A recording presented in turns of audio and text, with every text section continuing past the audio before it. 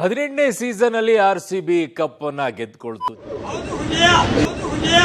ಚೊಚ್ಚಲ ಕಪ್ ಅನ್ನ ಗೆದ್ದ ನಂತರ ಚಿನ್ನಸ್ವಾಮಿ ಸ್ಟೇಡಿಯಂ ಬಳಿ ಸಂಭ್ರಮಾಚರಣೆ ಮಾಡಕ್ ಹೋಗಿ ಕಾಲ್ತುಳಿತ ಆಗಿ 11 ಜನ ಸಾವನ್ನಪ್ಪಿದ್ರು. ಅದಾದ ನಂತರ ಪಂದ್ಯ ಆಡಿಸ್ಬೇಕಾ ಬೇಡವಾ ಅನ್ನುವಂತ ಯೋಚನೆಯಲ್ಲಿತ್ತು. ಅದಕ್ಕೊಂದು ಟೀಮ್ ರಚನೆ ಮಾಡಿ ಅವೆಲ್ಲ ರಿಪೋರ್ಟ್ ಕೊಟ್ಟ ನಂತರ ಪಂದ್ಯಕ್ಕೆ ಅನುಮತಿಯನ್ನ ಕೊಟ್ಟು ಇಂತಹ ಹಲವು ಸಂಗತಿಗಳ ನಡುವೆ ನಮ್ಮನ್ನ ಕಾಡುವಂತಹ ಕಟ್ಟ ಕಡೆಯ ಪ್ರಶ್ನೆ ಹೀಗೂ ಉಂಟೆ.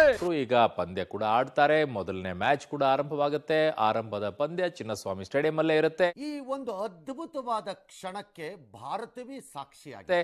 ಆದ್ರೆ ಒಂದಿಷ್ಟು ಕಟ್ಟುನಿಟ್ಟಿನ ನಿಯಮಗಳನ್ನ ತಂದಿದ್ದಾರಂತೆ. ಯಾವ ರೀತಿಯಾದಂಥ ನಿಯಮಗಳು, ಏನೆಲ್ಲ ಇದೆ, ಆಮೇಲೆ 11 ಜನ ಸಾವನ್ನಪ್ಪಿದ್ರಲ್ಲ, ಅವರಿಗೊಂದು ಗೌರವವನ್ನ ಕೊಡ್ತಾ ಇದ್ದಾರಂತೆ. ಹೇಗೆ ನೋಡಿ ಇಲ್ಲಿ. ಬೆಂಗಳೂರಿನಲ್ಲಿ ಮಾರ್ಚ್ 28ರಿಂದ ಐಪಿಎಲ್ ಹಬ್ಬ. ಇವ್ನು ಕೊಡ್ತಾ ಇದ್ದ ಗ್ಲಾಸ್ ಟೀಗೆ ಹಂಸಲೇಖರ್ನ ಯಾಕ್ರ ಇಲ್ಲಿ ಗೆಳಿತೀರಾ? ಆರ್ಸಿಬಿ ಪಂದ್ಯದ ವೇಳೆ ಟಫ್ ರೂಲ್ಸ್. ಟಿಕೆಟ್ ಇದ್ದವರಿಗೆ ಮಾತ್ರ ಸ್ಟೇಡಿಯಂಗೆ ಎಂಟ್ರಿ.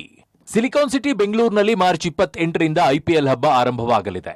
ಜೂನ್ 4ರಂದು ನಡೆದ ಕಾಲ್ತುಳಿತ ದುರಂತದ ಬಳಿಕ ಚಿನ್ನಸ್ವಾಮಿ ಕ್ರೀಡಾಂಗಣದಲ್ಲಿ ಐಪಿಎಲ್ ಪಂದ್ಯಗಳು ಶುರುವಾಗ್ತಿವೆ.